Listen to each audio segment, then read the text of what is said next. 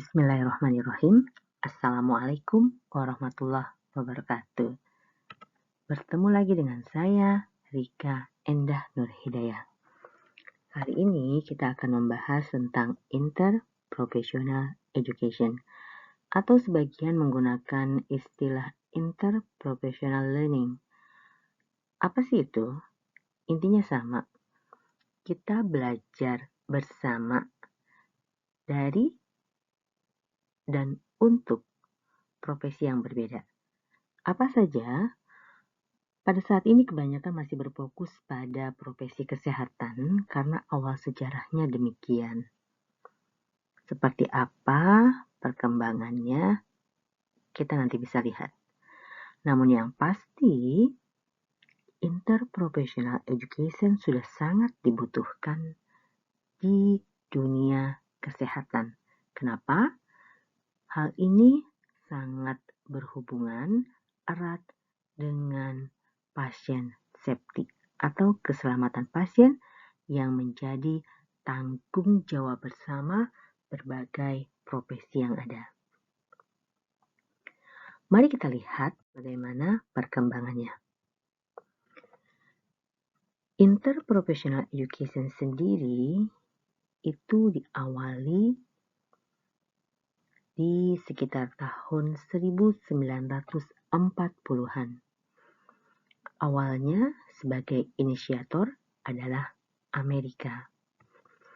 Kemudian dari Amerika bergerak sekitar tahun 1960-an, berkembanglah mulai di Kanada, dan di tahun 1970-an di Swedia dan di Australia. Sampai akhirnya di tahun 1980-an mulai menggeliat di Inggris. Namun ada yang perlu diketahui bahwa pada tahun 1972 melalui konferensi IOM atau Institute of Medicine, mereka sudah menyoroti perlunya interaksi yang lebih baik antar profesi kesehatan untuk memperkuat sistem pelayanan. Jadi, orientasinya adalah sistem pelayanan dan keselamatan pasien, bukan untuk kepentingan profesi tertentu semata. Kemudian, dari tahun 1980-an, WHO juga mulai melirik. Dia memulai di tahun 1973, di mana WHO mulai mendorong integrasi pelatihan interprofesional sebagai respon terhadap kebutuhan kolaborasi tim dalam pelayanan kesehatan. Dalam konferensi Alma-Ata tahun 1978, IPE yang merupakan singkatan dari Interprofessional Education disebut sebagai strategi yang penting dalam kerangka Health for All. Jadi, untuk sehat yang menyeluruh, butuh kerjasama.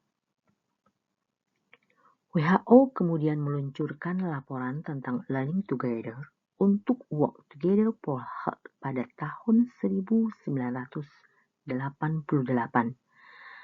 Mereka menyuarakan tentang komitmen terhadap model pelatihan interaktif dan kolaboratif antar profesi. Jadi kita tahu sendiri kalau sudah WHO yang memberikan peluit panjang sebagai organisasi kesehatan di dunia, maka banyak negara mulai melirik dan meyakini bahwa itu memang penting. Kenapa? Kebijakan ini bukan hadir serta-merta begitu saja, tapi ada banyak penelitian yang mendukung bahwa interprofessional education atau interprofessional learning itu memang sudah sangat dibutuhkan. Sehingga nanti akan muncul terminologi interprofessional collaboration atau IPC, IPC.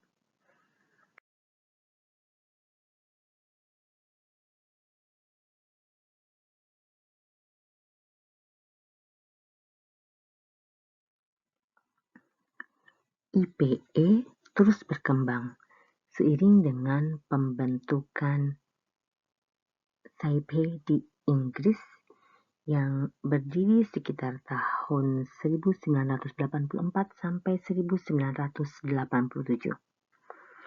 Apa itu Taipei atau Taipei itu merupakan kepanjangan dari Center for the Advancement of Interprofessional Education. Taipei ini dimulai dari konferensi di Middlesex Polytechnic pada tahun 1984 yang membawa gagasan pendirian organisasi permanen untuk mendukung pembelajaran interprofesional.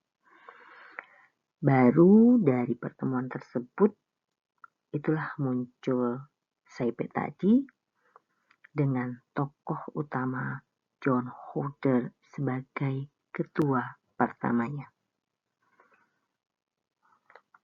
Kemudian IPE masih terus bangkit dan berkembang. Seiring dengan perkembangan zaman, IPE terus berkembang berkat dorongan internal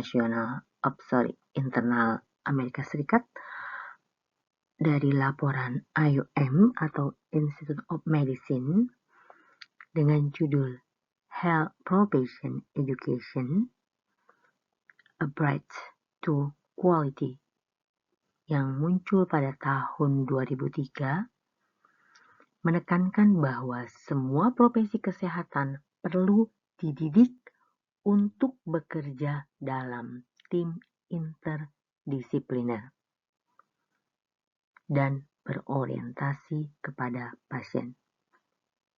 Di awal tadi sudah disebutkan ya, bahwa target daripada IPE dan juga IPC adalah berorientasi kepada pasien untuk memperbaiki manajemen pelayanan kesehatan.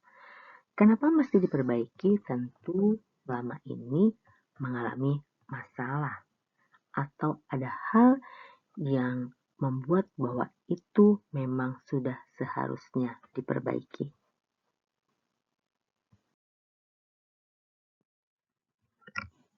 IPE terus berkembang. Bahkan dari penguatan global yang diprakarsai oleh WHO antara tahun 2007 sampai 2010 menyatakan bahwa WHO membentuk studi group on interprofessional education and collaborative practice di tahun 2007 yang kemudian menyusun framework of action-nya pada tahun 2010 dengan menerbitkan framework for action on interprofessional education and collaborative practice. Jadi WHO betul-betul mendapatkan manfaat atau meninjau kembali bahwa IP itu memang sudah sangat penting untuk memperbaiki manajemen kesehatan di mana outputnya adalah pada kepentingan atau berorientasi kepada pasien. Lagi dan lagi belum berhenti sampai deklarasi dari WHO di tahun 2010 yang dianggap sebagai tonggak awal lahirnya IPE tadi. Walaupun sebelumnya tadi dari mulai tahun 1940-an Amerika sudah mulai melakukan merintis ya cikal bakal IPE itu sendiri. Tepatnya pada tahun 2009, 6 asosiasi nasional profesional di Amerika Serikat membentuk Interprofessional Education Collaborative atau IPEC atau IPEC.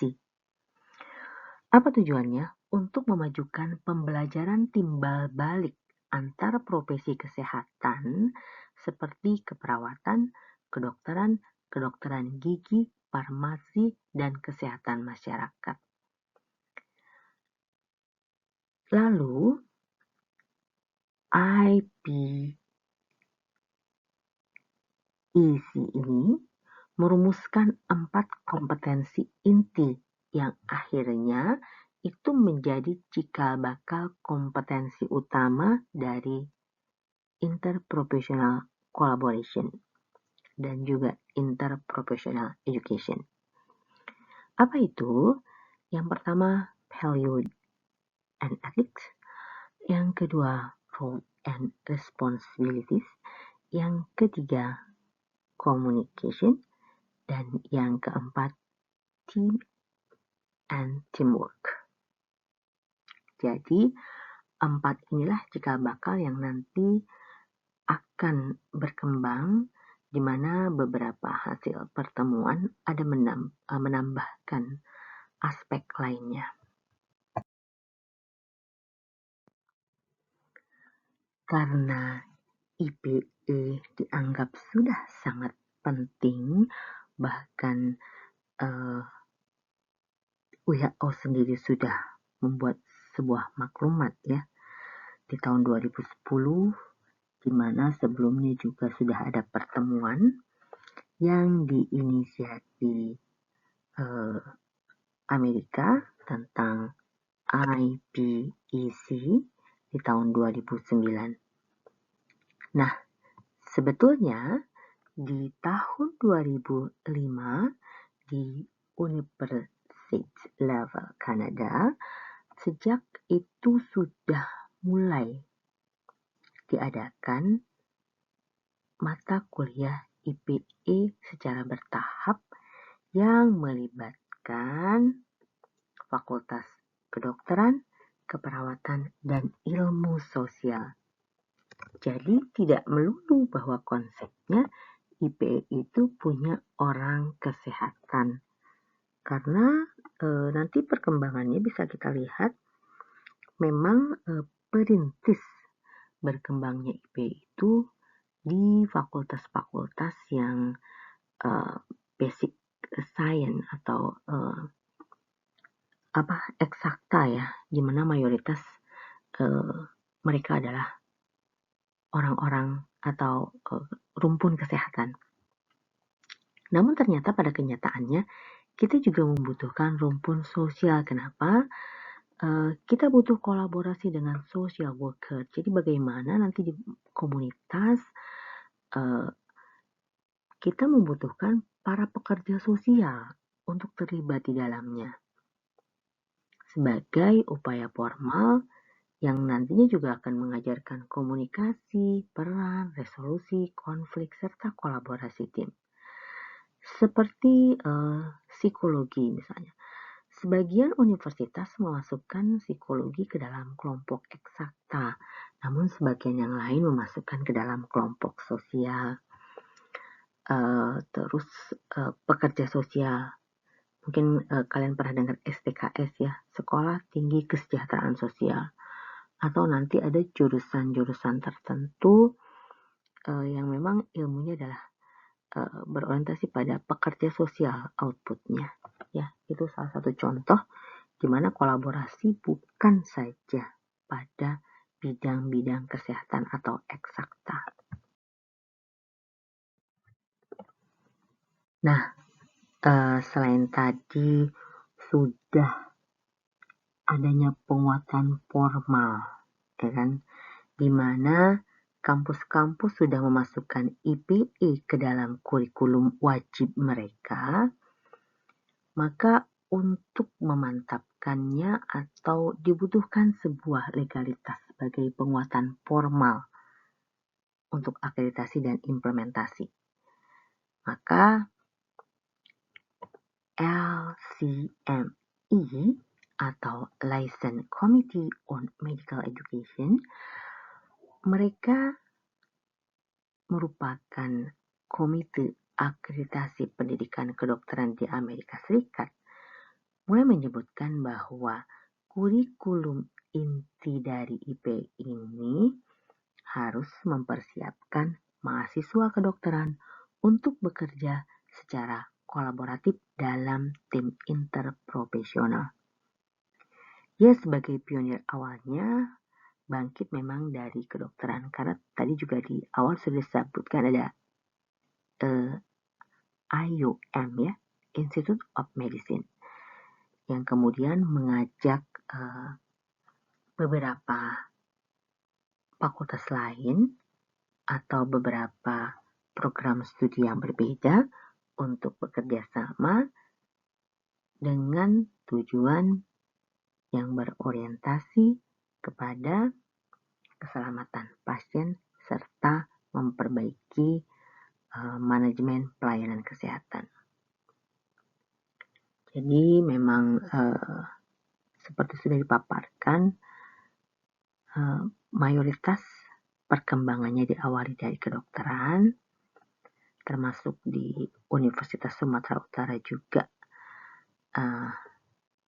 Lalu mengajak beberapa fakultas serumpun, karena kebetulan di Universitas Sumatera Utara kan terpisah ya, antara fakultas kedokteran, keperawatan, farmasi, psikologi, kedokteran gigi, itu sudah berdiri sebagai fakultas sendiri, sehingga dibutuhkan usaha yang lebih banyak, lebih kuat untuk melibatkan banyak profesi agar mau sama-sama mendukung implementasi IPE.